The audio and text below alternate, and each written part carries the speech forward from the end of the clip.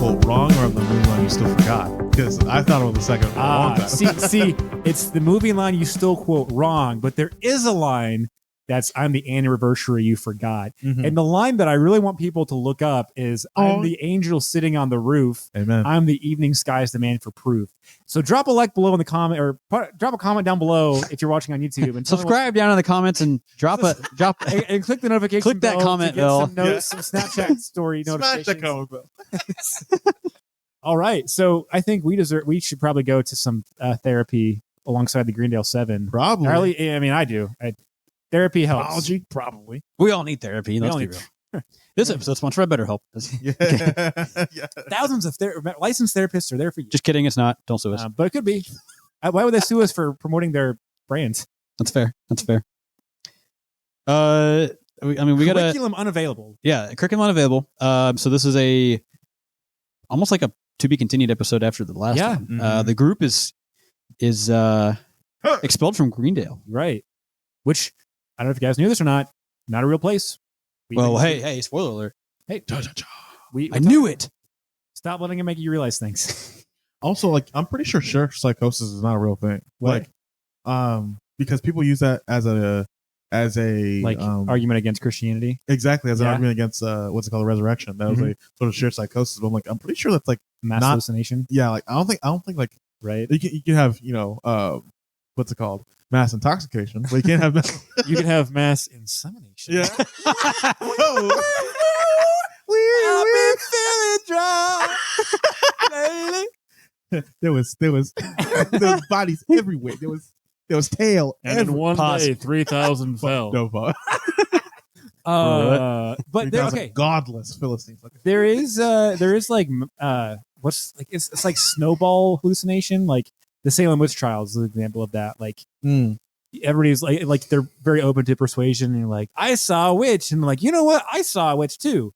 But it's not just like a spontaneous sort of thing. So I know what you're saying. Yeah, I think that's different than what he's trying to say they have. Yeah, no, I see. Yeah, I see what you're saying. So group shared psychosis, which I'm a very like I guess you could say a weak-willed man. I get a little hot around the collar in terms of something. But no, when he's like, yeah, you're a separated mother, an old man, you're a disgraced pill addict, lost football scholarship. Like at first when he says like, okay, like that actually makes sense, like why there would be, this Greendale asylum and why they'd come together.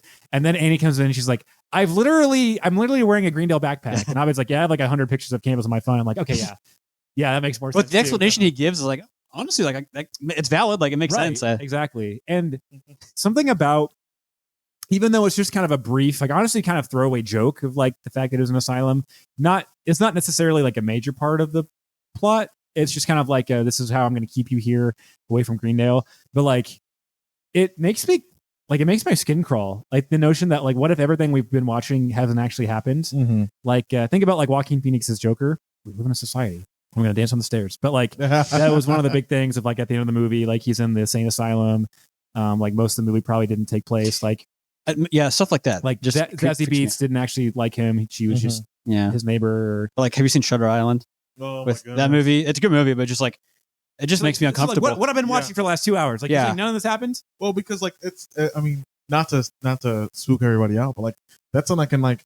Those are I've seen people like actually hallucinate, like actually like you talked about this a little bit, yeah, like actually be like in a different world, like within that's real to them, 1,000% real to them, and it's so freaky, and it's like the idea that like that could be happening to to any individual, because it's like, or to yourself, because it's like, wait, I believe that I'm here in this room in wherever we are. Redacted. You can't prove that. Yeah. Somewhere on planet Earth. You don't know. Maybe. Yeah. I'm on Jupiter. Look at that asteroid, guys. Yeah. Whoa.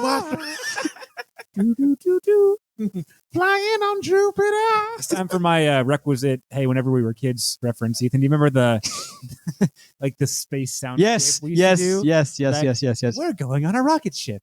All right. We're about to take off. We're going to look around now. Look to your left. Look to your right. There are some other astronauts. Wave to them. All right. We're approaching the surface of the planet now. All right. Now put on your spacesuit and open the door. We're taking a walk. Boom, boom. Look out! There's a comet. Woo, that was close. Did you ever do that in music class, or did you have a normal music experience in class? Did you have a normal childhood, or did you have our childhood? It was kind of like the Odyssey tapes. They used to have like the radio stories or whatever. Adventures in Odyssey. Right? Yeah, exactly. Adventures in Odyssey. It's kind of like I'm Chris. It was like an audio like narration and like you got to act it out. Like, okay, since you guys had a weird childhood, let me ask you one. Okay, so there was like, oh no, I'm still traumatized. If that's the question, yeah, I still dream. I have nightmares about it. Okay, so these were like these videos that we watched in 4th grade, I think. It was called like the something Chronicles. So Spiderwick Chronicles. Chronicles of Narnia. Let me finish what I'm saying, please. First and Second Chronicles. Yeah. Yes. No, what? Chronic back pain. Yeah. Chronic nausea. That's not till you're 25. But it was like these 2 little kids, and they worked on like this newspaper. There was like an older man that like worked with them, and they were like their main enemy was like this guy. I think he was like the embodiment of propaganda or whatever. But like, not any fascism. Yeah. I forgot what it was. I could never like exactly remember. Is it a movie? It was like a series of like it was like a child's miniseries sort of thing, but it was like live action. Interesting. It was. The first thing that pops up is the Christmas Chronicles, but that came out in 2018. So good movie, actually. Yeah, it was some kind of the Chronicles. Yeah, it was like. I think it was like the town they lived in, like the Elwood Chronicles, but like wasn't Elwood, maybe. But yeah, they were like again for like 3rd, 4th, 5th graders. So so this bad guy, like what did he do? I guess was it like a supernatural thing or like I think so because like they would like put out stories, like write stories, and like the bad guy would like convince them that like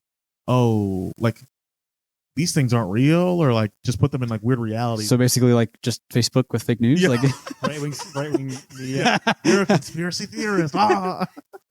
Harrison Ford is radiating your testicles with mercury. Harrison Ford. Yeah. Remember when we painted the nursery? Yes. Remember when we were boating? Yes. Final episode. Harrison Ford. Should we increase their lithium? No, I want to wait and see the reaction. Check out this trampoline. Yeah. And then like Abed and Annie are making out in the corner. Yeah. For Greendale. Okay. We're gonna come back to this after the podcast, but then the next episode when we come back, we're gonna reveal the name of the miniseries. So if anybody knows it, don't spoil it. We're gonna figure it out and come back to you with it. Unless you're watching this like a year from now, then you probably already know. You're listening to this a year from now. But Any plus stuff, guys? Oh yeah, this is a great episode. Officer Kukowski is back. It was a great episode with Officer Kukowski. So you shouldn't be using bricks like this to prop up on your door. It's actually an antique. You can get $50, $60. You can tell by the off-orange sheen and the imprinting on the back. And then a pretty famous Troy line is $60. Hello, rich people. Troy is joining you. Yes, I'll hold. But right before that, though, is a Kukowski liner. Walk to your car's repairs tonight. Rapes up 8%. Oh yeah, and that's kind of the joke, right? Is like Troy is saying something really immature. Right yeah, that really but I just the way he delivers that, like, rapes up 8%. Like, rapes up 8%. Where's your calculation from that? Like, it's such a he just says this nonchalantly. He just reads up 8% from the ones he witnessed before, right? Witnessed? That was a anyway. Never moving on. A lot of cutaway gags are pretty funny. Mm-hmm. This whole, I mean, it's kind of another clip show episode. A sketch episode. Yeah, clip show. Yeah. But again, with stuff we haven't actually seen. Exactly. Like I think I mentioned the all terrain. It's all terrain, dummy. That's a pretty famous Troy line. I think the one that gets underappreciated is Abed narrating Pierce's life. It's like he bit into his sandwich, realizing it was closer to his last sandwich than his first. He said oldly, the weight of his skin barely keeping his bones from collapsing. I changed my mind. I don't want to breathe in your novel. He began to lose it. Recently thinking that his life was a novel. And then I think the all-timer, like one of my favorite gags in the entire show is whenever the fake psychologist is like, because Greendale is purgatory and I am the devil. And then there's a shot that like it zooms in on Troy's face. Is like, I knew it. Yeah. And then Jeff's hand comes out of nowhere. It's like, stop letting him convince you of things. It's so perfectly timed. I love it. But so some pretty good stuff. Baby talk. I am Professor. What's his name? Bobbington. Bobbington. Yeah. and ladders. Ladders, I always think Marquis, yeah. what was that? Bananas. Yeah. fries. Yeah. Get out. Get out! Get out. There's always one every year. I don't like any drinking. And then advanced breath holding. All right, that's all for today. Read chapter Chapter 4. I always think that Annie doing the Troy and Abed in the morning by herself is kind of cute. Yeah, It's adorable. What are all these cameras doing here? and he leads into Leads into it. With Annie in the morning. And then I think Shirley finding the gun cut out in the book is a fun little gag that kind of just like you skips by it. We're gonna ignore that. We're just gonna ignore that. And then there's one with Chang, and he's like snorting chips or something. Yeah, like corn chips. I said, God damn. Yeah. And then him tasing himself in the balls. Yeah, that one's just kind of like, Again, you're weak. Which I feel like I've seen that gag like 4 times this show already. Like I know I haven't. I know it's from this. and but it's Abed's like, just watching him. yeah. Is there a reason? I don't know. Just because Abed just like is infatuated with weird things, I guess. Is that kind of they've kind of. I think they've also pointed out that Abed's getting more like this season. He's been more like mentally ill, cognitively ill. Just think about it this way: you're gonna get that hour back later on in the year. Oh, another underrated one is, I think we've probably mentioned them all, but it's kind of a heartwarming one is when Annie and that girl, like they're wearing the same outfit in the hallway. And it's just like, go home. Yeah, you have a cold. You're sick. Go home. Oh yeah, yeah. Dina, you're Yeah, you're sick. Go home. You have a cold. yeah. What? Get out. Dad. Shout out to the dean. They realize he's the MVP of he's the reason that they have memories of Greendale. Jeffrey and Pierce and Abed and Troy. Okay, And Britta and Shirley and Abed and Jeff. I don't think we talked about in the last episode. Oh no, it is. Yeah, it was one that we missed, and it was like Troy and Abed are in their bunk beds in the study room, and the dean's giving them milk. Mm-hmm. Troy and Abed off to dreamland. Yeah. And when they wake up, the dean will be. Is that No, the end tag for this one is Troy and Abed in the morning nights. Oh, right, yeah. Where they call Jeff and Annie. So, yeah.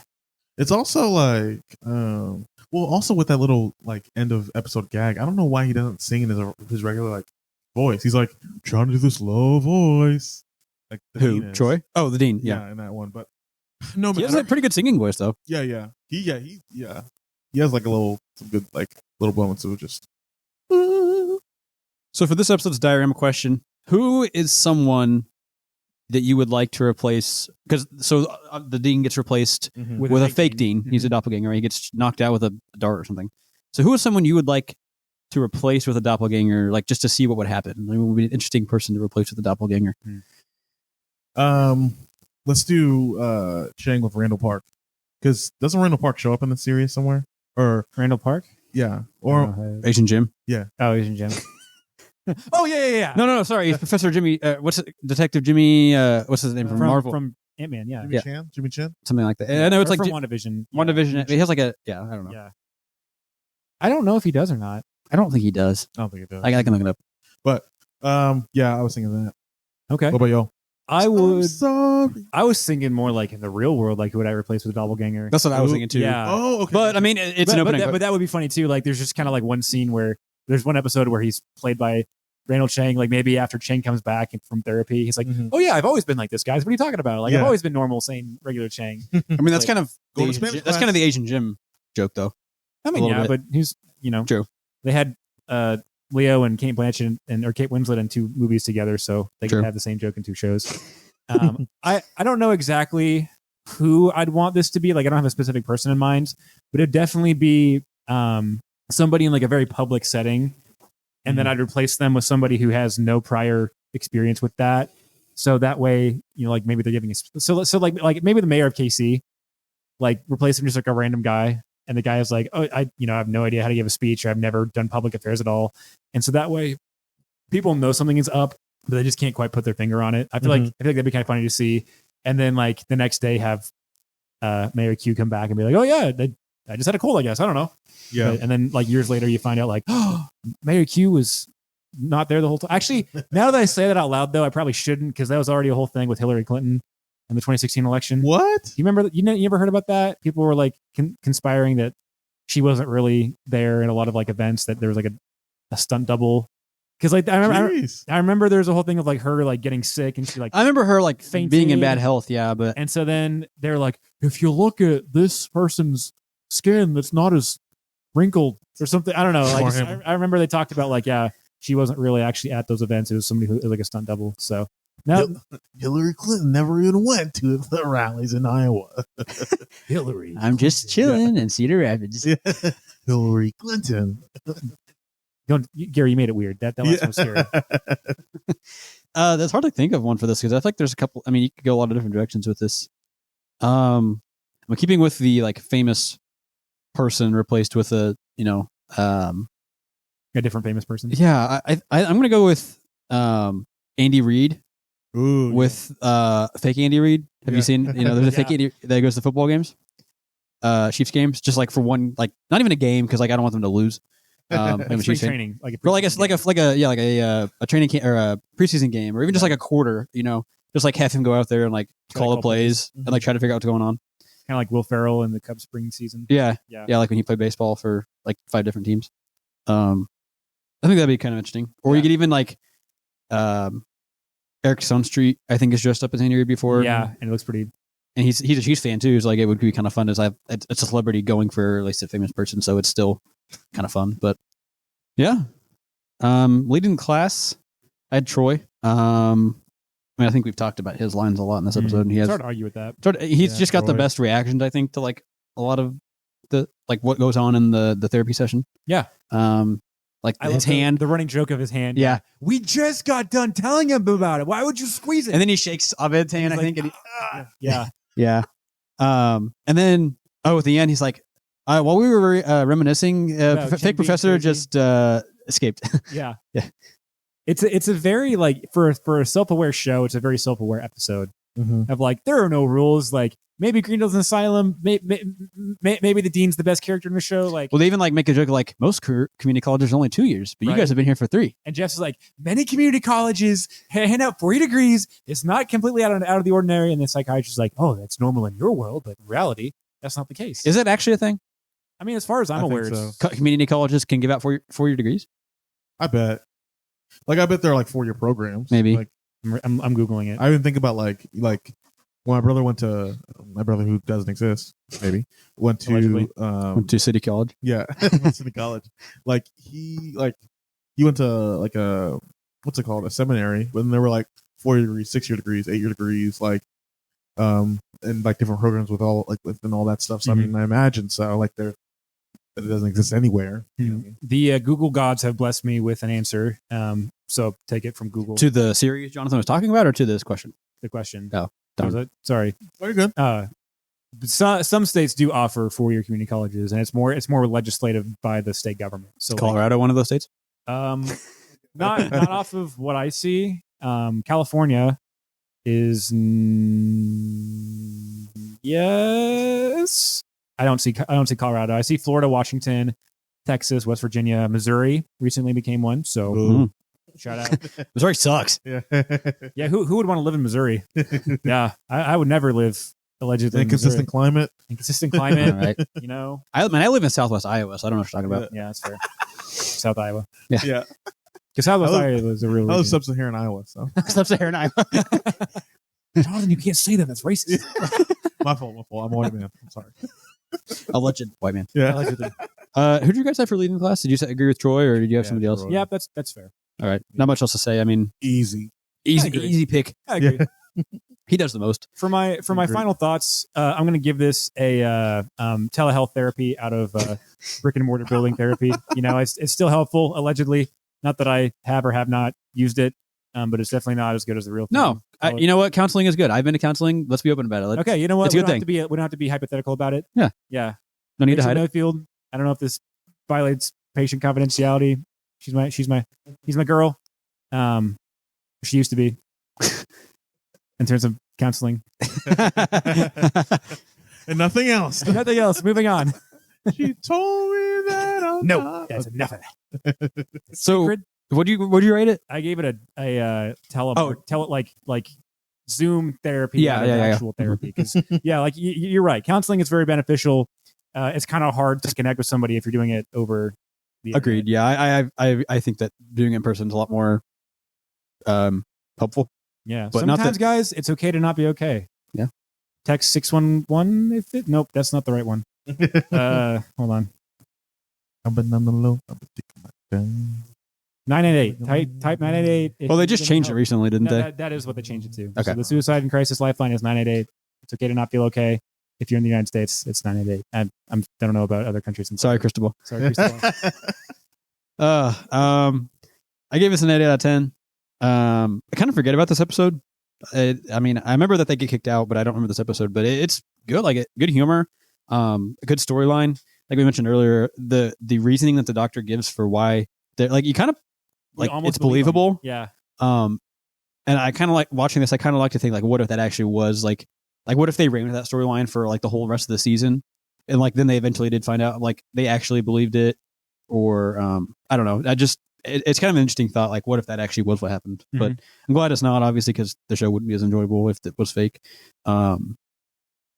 Just seeing the group together too is always fun. In a dynamic where they're so supportive of each other, but it's almost it's not a bottle episode, but it kind of is. Mm-hmm. And they don't really fight that much in this episode that I can think of. Yeah. Right. This isn't a good example of the show transitions from the group hates each other to everybody hates the group. Mm-hmm. And I think this is an example of everybody hates the group. Yeah, agreed. Each other. So, and I mentioned this earlier, that the clip show format is for Community, they do it well. Most TV shows, clip shows suck, but for Community, when they use fake episode scenarios, basically, but it's scenarios. this just exists in the world of Community. But things you can see, that makes sense. You just the only thing I was gonna say, not really a marked in red, but a wishful thinking. I wish they would have got somebody more famous to play the doctor, because I don't know who the actor was. I don't really recognize him, and his IMDb credits didn't really look that notable. I did see, however, just earlier looking at this, that apparently they wrote that role for a Mr. Nathan Fillion, who later isn't come back until season 6. Yeah. But originally, before I knew that, the first person that came to mind for me, who I would think would have been great, would be David Hyde Pierce. Ooh, yeah. I was thinking Kelsey Grammer, just have and then you can riff on you feel like you'd be a psychiatrist at a different institution, make a riff on the fact that it was on CBS instead of NBC. Yeah, I feel like I don't know. I was gonna say, or character actress Margot Martindale, or something like that. I'm trying to think of anybody else would have been good, kind of semi-random actor to play a doctor. What about even a Pierce Brosnan? I think he's way too expensive. He's probably too notable. Yeah, but honestly, Betty White was June Bauer. Yeah, that's true. How else? You only have to pay him for 5 minutes of screen. Yeah, time, exactly. So, yeah. I kind of thought that too. It'd be a bit of a different take. I kind of thought I maybe was missing something, that guy was famous, but I don't think he really was a famous actor. I think he was just playing a fake shrink. Yeah. So kind of wish they would have gone with somebody a little more famous. Radio psychiatry is a perfectly valid and fully accredited form of psychotherapy. Yeah, everyone was Did you give it a rating yet, Jonathan? Yeah, I say 8 out of 10. Yeah, but I'm excited to talk about this next episode. Let's do it. Digital estate planning. Woo. So I will say this is probably one of my favorite episodes. Every time it comes on, I'm like, yeah. And maybe it's my 10-year-old self is just excited to watch video games. This is a low-key underrated stretch of episodes, I feel like. Besides the funeral episode, wasn't great, but honestly, these past 3 or 4 have been pretty solid. And I forget that this episode happens when it does. Yeah. It happens right kind of in the major arc of the last bit of the season. Of the Chang dynasty, and the group kicked out, they're at Pierce's. They're at Pierce's estate. Yeah. Giancarlo Esposito. Awesome. I love Giancarlo. Mm-hmm. One of my favorite actors. So, I don't know. Comic-Con. He's going to be there. So in Kansas City, which we may or may not live near. That's a long flight for me. I don't know. 19 hours is a long time to fly to see it, but it's worth it, I guess. Completely different time zone. So, if you guys want to go to Comic-Con, smash that like button below and let us know who you'd want to meet at Comic-Con. I actually looked into going, and tickets are expensive. Well, I don't know if the tickets are expensive, but when is it? It's next weekend. At the time of recording, right? Correct. I don't think the tickets themselves are that expensive, but to get an autograph or picture, you have to pay, and it's a lot. So couldn't you just have the memory of I met Giancarlo? You could, but you have to wait in line a really long time too, I guess. You don't like lines. Yeah, I don't. True. And I think, honestly, I debated it because I love Giancarlo Esposito. He's one of my favorite actors. Gus. But what? Have you seen The Mandalorian? Yeah. Okay. Just want to make sure. That's not his name. Gideon. You have something I want. He was Gus in Breaking Bad. Oh, right. Yeah. Sorry. You have something I want. Yeah. What else? He's he was in Far Cry 6. Yes, he wasn't in Jericho. He was in one of those shows. Firefly, The Voice. No, he was in what's the one? Gosh, it was like that or not? No, actually, it wasn't like that. It was a NBC show. It was like the power went out. It was like a post-apocalyptic show. Revolution. Yes, he was in Revolution. He was the bad guy in that. That's where I first. That's where I first got. That's who he was. Yeah. Okay. Also, Cool. Bella Swan's dad is in that show. Huh. Billy Burke. Yeah. Bella Swan from Twilight. Okay, I didn't watch those. Yeah. Anyway, Giancarlo Esposito kills it. Gilbert, love that. I love honestly everything about this episode. Again, like video games. It's not. I'm not like other guys. I like video games, but just the idea that in the world of Community, there's this video game, and as Abed shows, it's a lot more rich and in depth than just like, the KFC, 11 Herbs and Spices Space Adventure. Yeah. That people kind of meme on real world corporate video games like Chex Quest or Pepsi Man or the Spot from 7-Up. He has his own video game. Did you ever did you ever play Millville? Yes, I loved Millville, Jonathan. It was kind of like it was General Mills, but it was almost like it was an Avatar game, and so you create a character. There were games that you could play, cereal themed games, and you could like buy groceries, but it was just you were just buying like the cereal, right? To, like feed your character. Oh, I'm hungry. Go to the grocery store. You just buy Kicks, like Reese's Puffs, and then. Because we didn't get into it until like the very end of the experience because they're like, oh, the Millvillians are going to graduate and go somewhere else. And I was like, but where are they going? Yeah. It was kind of like my my gateway to Pop Tropica, and which was my gateway to, Elder Scrolls Online. Like, so the idea of like, I guess the game itself isn't really Hawthorne Wipes, but it's Hawthorne Wipes' dad, it's Hawthorne's dad, Pierce's dad. The end battle between Gilbert and Cornelius, and then it turns into the Greendale 7. So I'm trying to think how do they actually kill him? Because they shoot little baby Abeds to like kick him down. Yeah, at the knees, and then they attack his knees, then they attack. Annie and Shirley are in like a helicopter. They're like shooting at him. Yeah, and then like the final. Oh, and then the piece. Abed's in like a dinosaur, and I think Troy's in something else. Like a tank or something. Elephant, I don't know. But there's a moment where Pierce's character falls on he's sitting on a bomb. He's like, "Look at me now, Dad!" And every time I see that episode, and I've seen it probably like 4 or 5 times, but like I get chills because it's like this. It's kind of like it's almost like at Helm's Deep whenever Gandalf comes over the horizon. Mm-hmm. He's Tolkien Jesus. That or I mean, it's a little more well done version of Independence Day whenever Randy Quaid flies into the up yours, and then he just flies into the. And that's whatever. No, you're right. I didn't. Yeah, this one's cooler though. Yeah, exactly. So Pierce goes over. So I love that. Yeah, same. I love that. I love the ending. I love Pierce and the group. Just forfeiting to Gilbert and like Pierce actually being like right, and Gilbert not turning out to be a bad person. Right. Like he plays the villain because Giancarlo Esposito always is the villain, but he turns out to be like good. Yeah, and like I mean the interaction at the end with Pierce, where he's like something like he calls him his brother. Basically, I've always wanted a brother. Yeah, and then of course he's like, so mulatto is that? But yeah, of course, but I mean, still for Pierce, like he could have not like he. And of course, you get the backstory of is what Pierce's nanny. Yeah, had a hot sister. Mm-hmm. Yeah, had a hot cousin. Had a hot cousin, and that was mom. Yeah, correct. Yeah.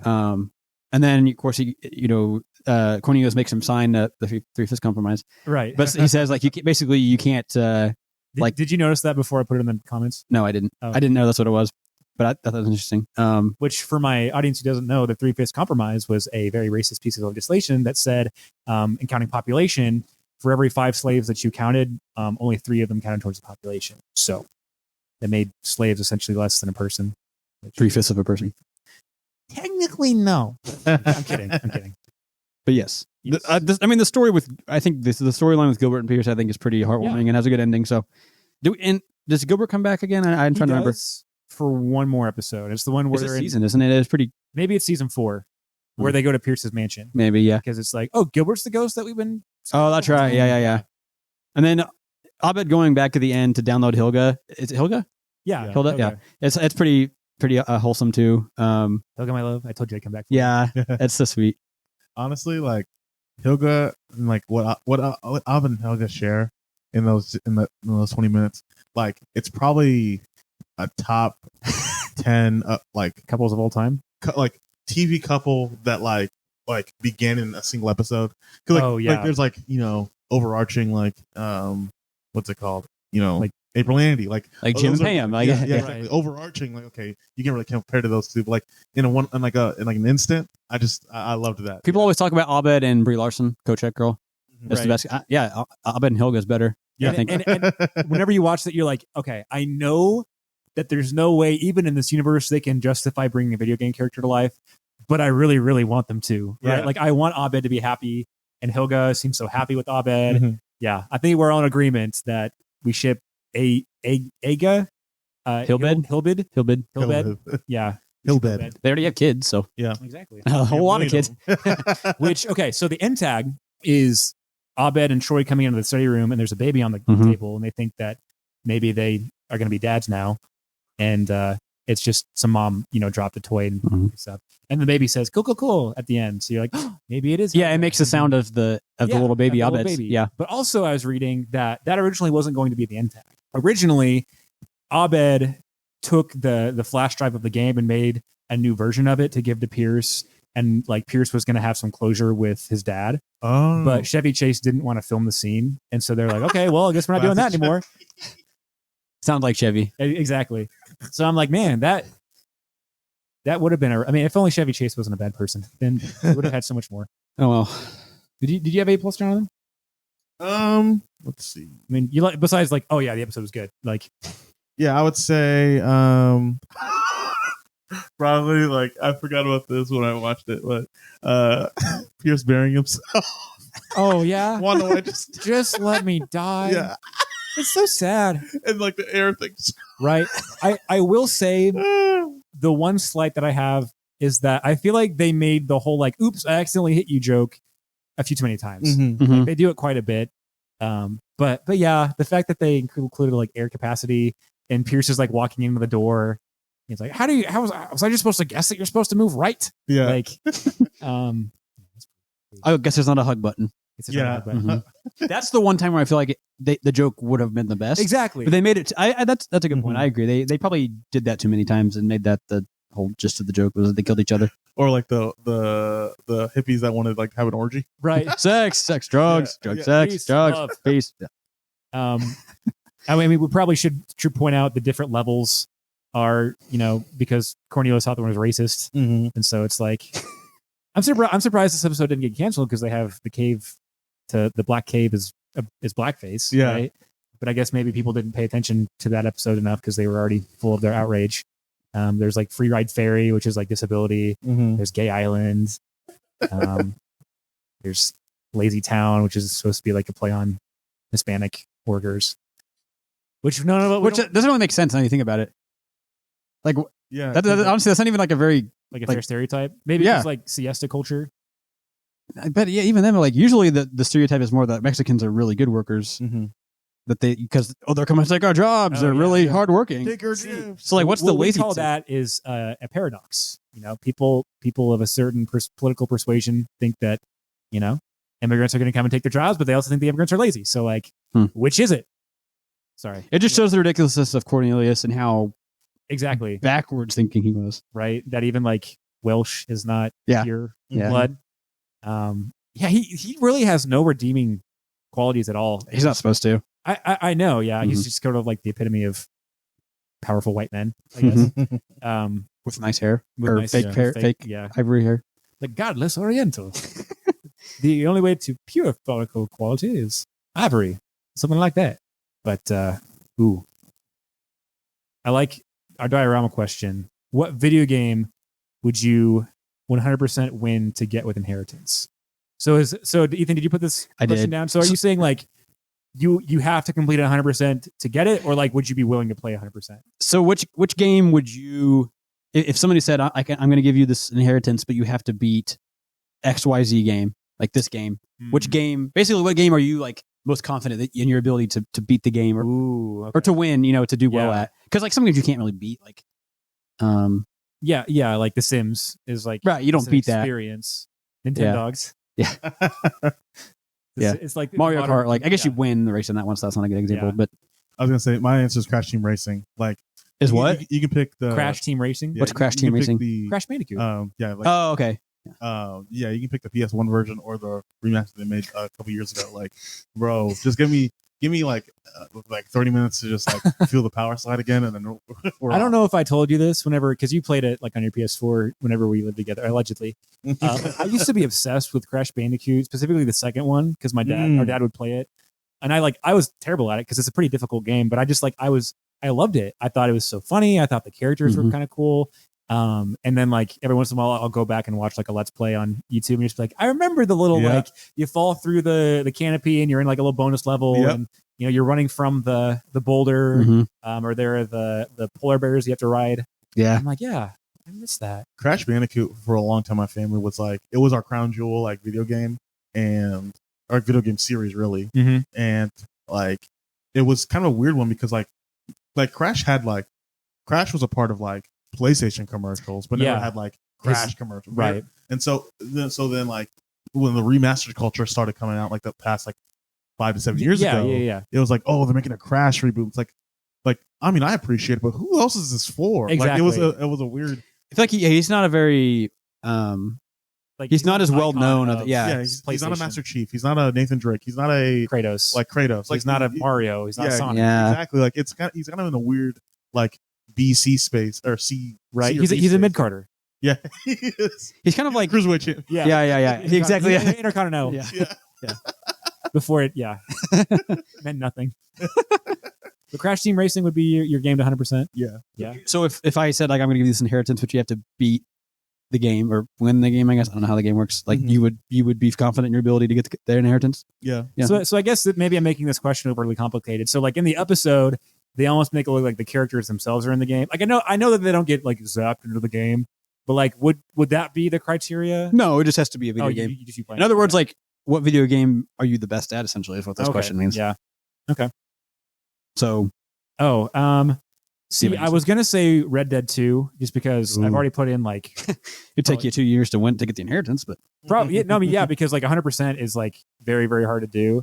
So I guess to beat the story, if it was just the story, then that would still be an awesome experience. Arthur Morgan deserved better, but if not, then I'd probably say it's kind of hard because there aren't a lot of like linear games. Actually, no, I take that back. I would say Call of Duty 2, the big red one, because that was the first Call of Duty first-person shooter that I played, and I have a lot of memories of like the one time I was sick in middle school.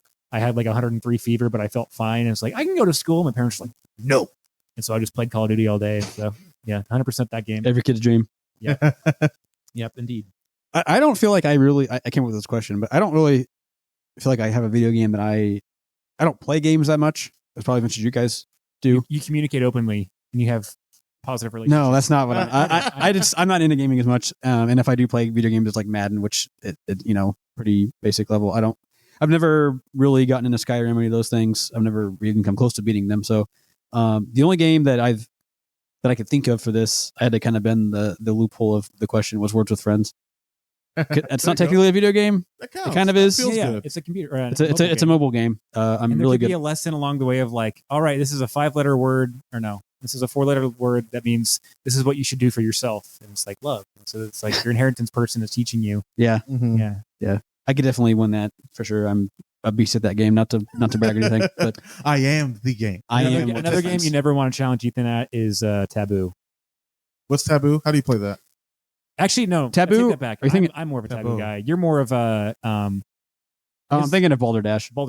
Yeah. I'm not great at. Well, actually, I'm pretty good. I'm okay at Taboo. Yeah, so Taboo is like, okay, so the word on the card is fish, and so you're trying to get your teammates to guess the word fish, but you can't say. There's going to be like 5 or 6 words on the card that you can't use. Ooh. So it's like you can't use scales. You can't use water. Yeah. Or gills. Yeah. Right. Swim. So it'd be like, and I feel like you can use as many words as you want to. You just have to describe it. Like, so it'd be like an animal that doesn't live on land. and you had to say like a fish, but you have to be very careful whenever you're saying those words because sometimes you're like, oh yeah, an animal that breathes water, but maybe water is one of the words you can't use. Yeah, makes sense. Yeah. Okay. So sometimes you're like, and then I think there's even a double card, like maybe it's fish sticks.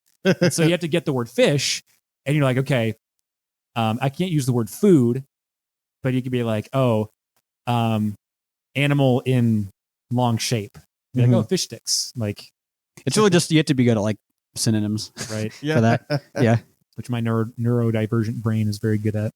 Maybe my answer should be Baldur Taboo instead of Red Dead. Well, I was gonna say if you guys weren't gonna take that answer, I was gonna say Lego Star Wars too, but you have to. What's that? What's the True Jedi? True Jedi, yeah. Yeah. True. I mean, we have so many memories playing that game together. Yeah. So some of them were a little frustrating. Like, I want to go this way. No, I want to go this way. And then you disconnected, and or the Hoth battle. Oh my gosh! Did you ever play that? Yeah. Lego Star Wars 2 and the PS2. It took us days. I want to say it took us like months to actually figure out how. Like we came back to it to to know even what to do. Yeah, because you had to like connect to the bombs and drag them, and they would get blown up by other things. Right. It's so frustrating. Right. I feel like a lot of kids have that memory of like this game where like there's just that one level you can't beat. Jack 3 for me. For my family and I. Okay.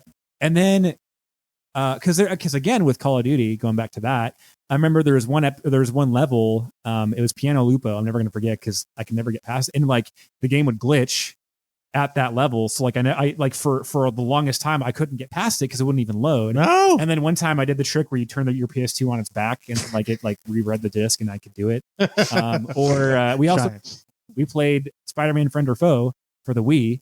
I bought the game because it was right after Spider-Man 3 came out.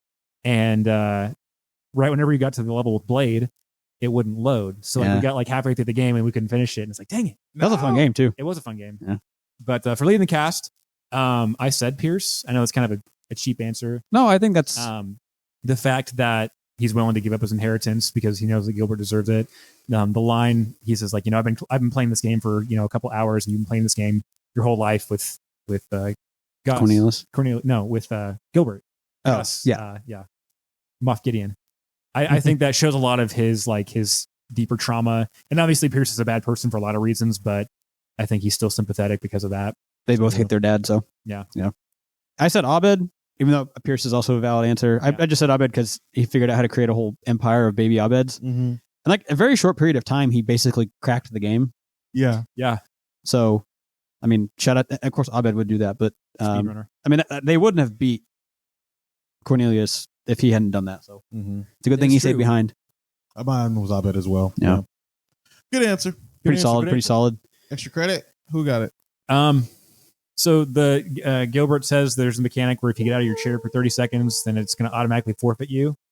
Whenever Jeff and Pierce go confront Gilbert for cheating, I timed it, and it's like 43 seconds. Oh, yeah, so like, it felt long. And that's kind of a running thing in a lot of movies. Like, why would you even set a time frame if you're not going to follow it? Mm-hmm. And so like it's just because the timer in the background, the voice doesn't. It's like in 5 seconds, right? But then it's like 10 seconds in real time. Yeah. Exactly. And nothing. It's not like they are cutting. Like they're cutting in real time. There's no like delay or anything in the scene itself. Exactly. Yeah. So to where it could be like, oh, maybe this happened earlier. And if anything, they don't even show some stuff. They don't even show them going back to their seat. Right. It just kind of hops back into the game. So like, and they were 5 seconds away from getting kicked out. There's no way they made it back in 5 seconds. Exactly. It's just like whatever. Exactly. So maybe Gilbert was lying about. No, I guess not because there's still the voice. But so that was something I noticed.